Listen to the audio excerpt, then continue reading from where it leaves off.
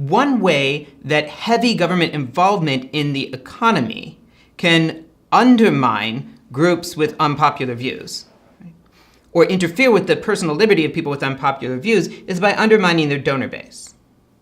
What do I mean by this? Well, in many cases, it helps to pursue, if you want to pursue a certain lifestyle, right, especially together with other people, it helps to be able to create private institutions.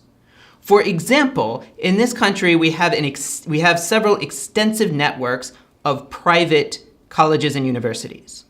So there's plenty of Catholic and evangelical and mainline Protestant universities and Jewish universities in the country. Not so much with other religions, but that's a matter of having the time to build up the institutions. But of course, if these are private institutions dependent on private money, there have to be people that are able to donate the money. But that's only going to happen if people in the society can get access to enough, basically excess income, right? Maybe through self-sacrifice, maybe through just having a lot of money, to be able to donate to the relevant causes.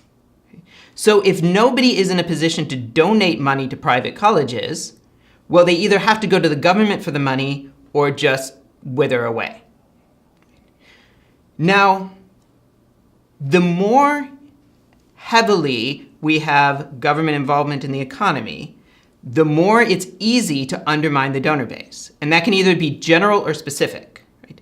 If we have the kind of system where it's very difficult to amass any kind of private fortune, it's a lot harder to independently support unpopular causes. On the other hand, the government can do all kinds of things to make it difficult for people to operate businesses if they hold unpopular views.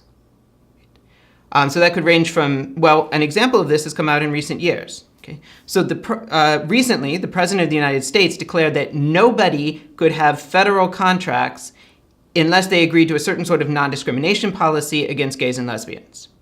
I don't remember if that required spousal benefits or not.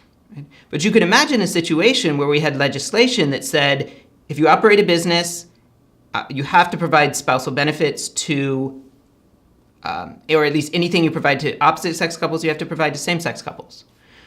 Well, there are people who cannot, in good conscience, obey those rules, which means essentially they'd have to exit the market. Right?